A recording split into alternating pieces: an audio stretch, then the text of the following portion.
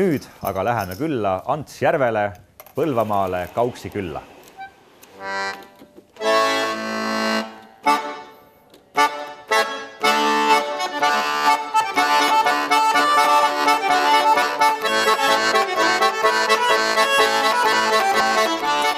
Juba väiksest peale olen nii-öelda koolis siis hästi paljudes ringides osalenud. Olen sporti hästi palju teinud, erinevates laulukoorides osalenud ja erinevaid siis koolis ka pille harjutanud ja mänginud. No, minu spordialaks on korvpall ja korvpall on mind nii-öelda siis tõmmanud juba poisikesest peale ja iga õhtu siis sai spordiväljakul korvpalli mängitud hiliste õhtutundideni ja tihtipeale tagasi tulles sai ka vanematelt mõne kurja sõna. Aga sellest see pisik ikka on alguse saanud, see pallimäng ja korvpall on mind paelunud läbi elu siiamaani. Praegu mängime siis Räpina Kotkastega Eesti meistrivõistlusel esiliigat. Ja eelmine aasta oligi meil väga edukas aasta. Saavutasime Eesti meistrivõistlustel siis pronksmedali. Et see on Põlvamaal on see selles mõttes ainulaadne, et Põlvamaal ei ole esiliigas keegi medalit veel saavutanud korvpallis.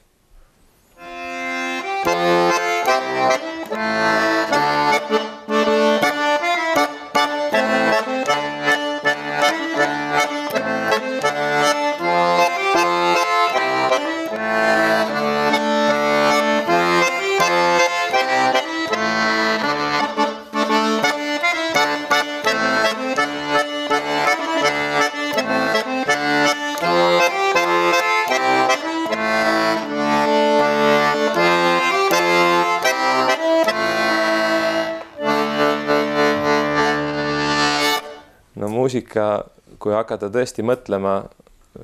poisikese ikka tagasi, siis väiksest peale, kui me saime kokku nii-öelda onupoegadega ja onutütardega vanaisa pool, see on siit umbes 15 kilomeetrit kaugemal, minu isa kodus, siis vanaisa oli selline hästi kange luuleja, ka küla nii-öelda rahvalaulik ja tema siis alati kavandas meid kokku, et tal oli põhilised laused olid see, et väikse poisi minge laske lambakodo ja järgmine hetk oli, et tulge Aida trepi peale, et hakkame nüüd laulma. Me kuidagi ei tahtnud minna, me tahtsime kuskil seal küünis või kuskil lehmalaudas mängida ja mürada, aga tema ikka meid kamandas ja siis me kokku tulime ja siis me ikkagi need tema enda koostatud lugusid laulsime ja ka rahvalikke lugusid ja siis põhiline oligi temal, et esitasime neid siis tähtpäevadel, kas siis vanaema või vanaisa sünnipäevadel, emade-isade sünnipäevadel või suguvõsa kokkutulekutel. Et see võib-olla sealt, kui hakata tagasi mõtlema, aga koolis, kui kooli, siis juba kooli ajal sai igal pool, nagu ma ennem ütlesin, juba ringides, muusikaringides käidud. Nii koolis siis ma mängisin akordionit, aga ainult viisi poolt. Siis mängisime flööti, plokkflööti. Siis ka käisin klaverit õppimas ja siis oligi poistekoor ja rohkem pille nagu ei olnudki. Rahvatants oli meil küll ka hästi kõva meie koolis, et käisime ka mitu aastat tantsupeol Tallinnas ja samuti ka olen siis laulupeol käinud Tallinnas.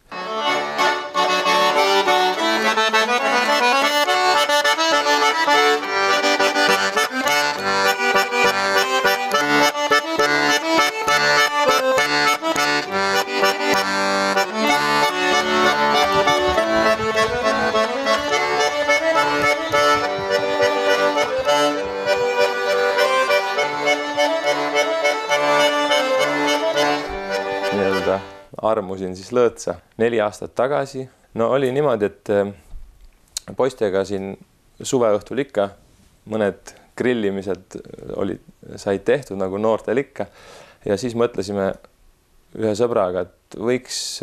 ikkagi mõni rahvalik lugu ka olla grillimise juures, et muidu ainult tümps ja selline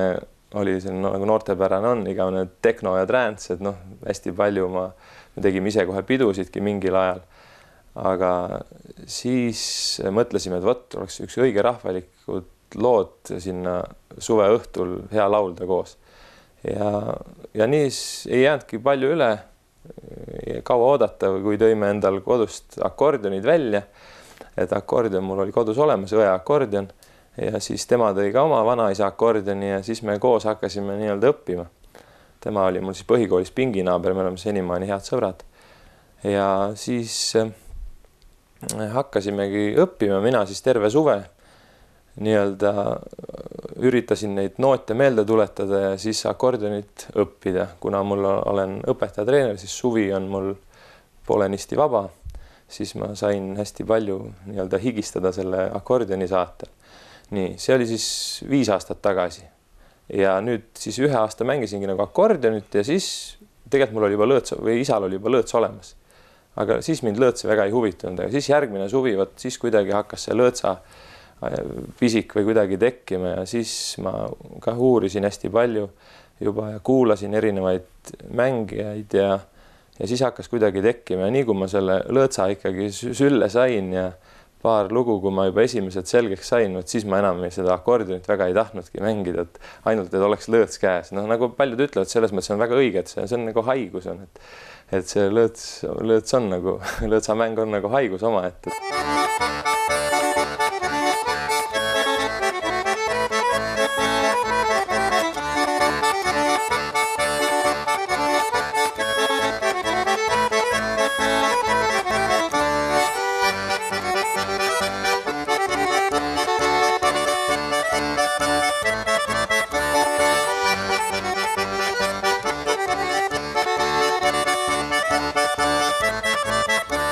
ma olen ikka seda päris palju harjutanud, et ma ütlen kohati see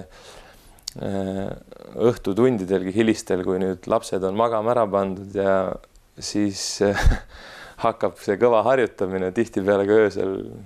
kuskil seal 2:30, nii et aga noh, ega muidu ei tule, ma ütlen, nagu siin Võromaal on hea ütelus, et iso iist ja tahtmine takast, et siis tule. No praeguseks olen umbes vaadanud oma nii-öelda nimekirja ka, et ma ikka teen nagu märkmeid ka, et mis uut õpin ja siis panen ka endale kuhugile paberi veere peale kirja, et võt see lugu, sest tihtipeale läheb meelest, et praeguseks on umbes 150 lugu, mida ma oskan mängida. Ja neid lugusid siis ma kasutan ka, olen erinevatel loodel siis sõnad välja lasknud, mis on mapi vahel, teinekord on vaja mängimas ka käia, et on sugulaste sünnipäevad, juubelid, sellel suvel käisin siis esimest korda pulmas mängimas Võrumaal, väga tore pulm oli ja selline hästi lihtne ja selline talu stiilis pulm, et väga sobis see lõõt sinna pulma ja samuti ka käisin sellel suvel ühel kuldpulmal, et selles mõttes 2 erinevat pulma sain ilusti ära mängitud ja oldi väga rahul, et selles mul on ka endal hea meel, et sain aidata. Mul ikkagi naine ütleb hästi, kogu aeg on sul vähe ja kogu aeg sul on vähe aega, aga noh, arusaadav, mul on niigi toetav perekond, kes kui laste kõrvalt, noh, arusaadav, et ma saan nüüd vähem harjutada, aga mul on olnud need aastad enne, olen saanud ka kõvasti harjutada ja noh, üritan ikkagi nii palju harjutada, kui vähegi kannatab ja aega on, aga eks see pill on selline, et nagu öeldakse, et hästi palju peab ikkagi seda pilli näppima, et see pillimäng tuleks selline välja nagu ikkagi, nagu sa ise tahad, et